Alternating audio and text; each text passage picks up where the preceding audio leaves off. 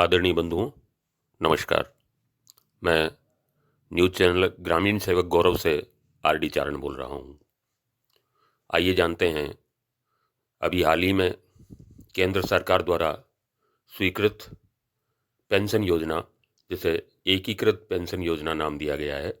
एकीकृत पेंशन योजना, जिसे अंग्रेजी में अगर हम संक्षिप्तीकरण करें तो यूपीएस के नाम से जाना जाएगा। केंद्र सरकार द्वारा एकीकृत पेंशन योजना के लिए गजट अधिसूचना जारी। 12 माह के औसत वेतन की 50% मिलेगी पेंशन। सरकार ने केंद्रीय कर्मचारियों के लिए राष्ट्रीय पेंशन योजना के विकल्प के रूप में एकीकृत पेंशन योजना को मंजूरी दे दी है। इस योजना के तहत केंद्र सरकार के कर्मचारियों को 25 वर्ष की सेवा के बाद आखिरी वर्ष के औसत वेतन के 50% के बराबर पेंशन मिलेगी। इस आशय की गजट अधिसूचना भारत सरकार की असाधारण गजट अधिसूचना संख्या 27 भाग 1 दिनांक 25/1/2025 में प्रकाशित कर दी गई है, जिसके अनुसार एकीकृत पेंशन योजना 1/4/2025 से लागू की जाएगी। प्रस्तावित पेंशन योजना अर्थात एकीकृत पेंशन योजना कर्मचारी और नियोक्ता के अंशदान पर आधारित होगी, जिसमें कर्मचारी के वेतन से उसके मूल वेतन का 10% अंशदान हर महीने कटेगा। वहीं सरकार इस कोष में 18.5% अंशदान जमा कराएगी। नई पेंशन योजना में फैमिली पेंशन, गारंटीशुदा न्यूनतम पेंशन तथा सेवानिवृत्ति के बाद एक मुश्त भुगतान का भी प्रावधान किया गया है, जिसका कर्मचारियों के एक बड़े तबके ने स्वागत किया है। नई पेंशन योजना की जानकारी देते हुए केंद्रीय रेल एवं सूचना प्रसारण मंत्री श्री अश्विनी वैष्णव ने बताया कि हालांकि नेशनल पेंशन स्कीम और यूपीएस दोनों ही योजनाएं सरकार और कर्मचारियों के अंशदान पर आधारित है, लेकिन एकीकृत पेंशन योजना के लिए कर्मचारियों को वही मूल वेतन का 10% मासिक अंशदान ही देना होगा, जबकि सरकार का अंशदान 14.5% से बढ़कर 18.5% कर दिया गया है। श्री वैष्णव ने बताया कि इस योजना से 30 लाख केंद्रीय कर्मचारियों को लाभ मिलेगा। अगर राज्य सरकारें भी इस योजना को लागू करती हैं तो इस योजना के लाभार्थी कर्मचारियों की संख्या करीब 90 लाख हो जाएगी। उन्होंने बताया कि केंद्रीय कर्मचारी अगर चाहें तो नई पेंशन योजना अर्थात यूपीएस का विकल्प चुन सकते हैं, और अगर वे चाहें तो मौजूदा पेंशन योजना अर्थात नेशनल पेंशन स्कीम में भी बने रह सकते हैं। 25 वर्ष से कम सेवाकाल वाले कर्मचारियों को उनके कुल सेवाकाल के अनुपात में पेंशन मिलेगी। उदाहरण के लिए 20 वर्ष सेवाकाल वालों को उनके अंतिम वर्ष के औसत वेतन की 40% और 10 वर्ष के सेवाकाल वालों को औसत वेतन की 20% पेंशन मिलेगी, जो कम से कम 10,000 रुपये मासिक होगी। ज्ञातव्य है कि इस पुरानी पेंशन योजना में न्यूनतम पेंशन 9,000 रुपये है। ज्ञातव्य है कि इस समय पुरानी पेंशन योजना में न्यूनतम पेंशन 9,000 रुपये है। इसके अलावा इस पेंशन योजना का विकल्प चुनने वाले कर्मचारियों को प्रत्येक 6 माह के सेवाकाल पर उनके अंतिम 12 माह के औसत वेतन की 10% राशि एक मुश्त भुगतान के रूप में भी मिलेगी। उदाहरण के लिए, अगर सेवानिवृत्ति के दिन किसी कर्मचारी का मूल वेतन 68,850 रुपये है और उसका कुल सेवाकाल 25 वर्ष है, तो उसे 3,44,250 रुपये का एक मुश्त भुगतान भी मिलेगा। एकीकृत पेंशन योजना में फैमिली पेंशन के 60% की दर से दी जाएगी। दूसरे शब्दों में कहें तो 50% का 60% अर्थात कुल पेंशन का 30% फैमिली पेंशन के रूप में मिलेगा। एकीकृत पेंशन पर महंगाई राहत उसी आधार पर मिलेगी जिस आधार पर वर्तमान में सेवारत कर्मचारियों को महंगाई भत्ता मिलता है।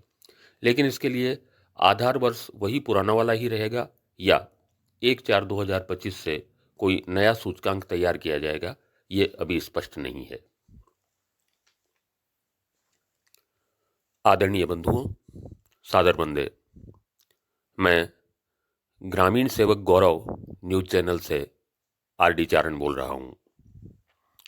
आइए जानते हैं केंद्रीय कर्मचारियों से जुड़ी न्यूज का अपडेट। केंद्र सरकार द्वारा एकीकृत पेंशन योजना के लिए गजट अधिसूचना जारी। 12 माह के औसत वेतन की 50% मिलेगी पेंशन। सरकार ने केंद्रीय कर्मचारियों के लिए राष्ट्रीय पेंशन योजना के विकल्प के रूप में एकीकृत पेंशन योजना को मंजूरी दे दी है। इस योजना के तहत केंद्र सरकार के कर्मचारियों को 25 वर्ष की सेवा के बाद आखिरी वर्ष के औसत वेतन के 50% के बराबर पेंशन मिलेगी। इस आशय की गजट अधिसूचना भारत सरकार की असाधारण गजट अधिसूचना भाग 1 संख्या 27 दिनांक 25/1/25 में प्रकाशित कर दी गई है, जिसके अनुसार एकीकृत पेंशन योजना 1/4/2025 से लागू की जानी है। प्रस्तावित पेंशन योजना अर्थात एकीकृत पेंशन योजना कर्मचारी और नियोक्ता के अंशदान पर आधारित होगी, जिसमें कर्मचारी के वेतन से उसके मूल वेतन का 10% अंशदान हर महीने कटेगा। वहीं सरकार इस कोष में 18.5% अंशदान जमा कराएगी।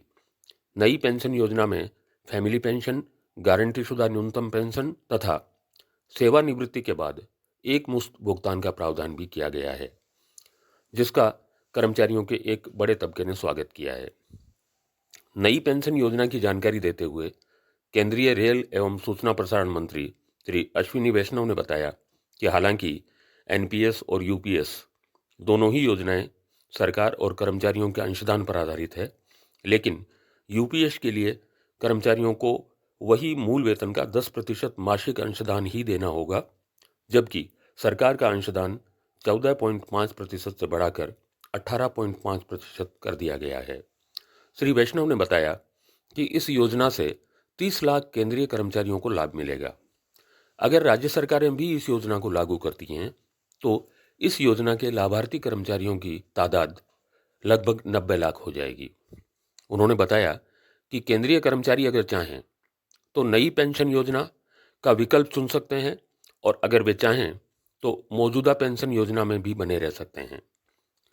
25 वर्ष से कम सेवाकाल वाले कर्मचारियों को उनके कुल सेवाकाल के अनुपात में पेंशन मिलेगी। उदाहरण के लिए 20 वर्ष सेवाकाल वालों को उनके अंतिम वर्ष के औसत वेतन की 40% और 10 वर्ष के सेवाकाल वालों को औसत वेतन की 20% पेंशन मिलेगी, जो कम से कम 10,000 रुपये मासिक होगी। ज्ञातव्य है कि इस समय पुरानी पेंशन योजना में न्यूनतम पेंशन 9,000 रुपये मासिक है। इसके अलावा इस पेंशन योजना का विकल्प चुनने वाले कर्मचारियों को प्रत्येक 6 माह के सेवाकाल पर उनके अंतिम 12 माह के औसत वेतन की 10% राशि एक मुश्त भुगतान के रूप में भी मिलेगी। उदाहरण के लिए, अगर सेवानिवृत्ति के दिन किसी कर्मचारी का कुल वेतन 68,850 रुपये है और उसका कुल सेवाकाल 25 वर्ष है, तो उसे 3,44,250 रुपये का एक मुश्त भुगतान भी प्राप्त हो सकेगा। एकीकृत पेंशन योजना में फैमिली पेंशन पेंशन के 60% की दर से दी जाएगी। दूसरे शब्दों में कहें तो 50% का 60% अर्थात कुल पेंशन का 30% फैमिली पेंशन के रूप में मिलेगा।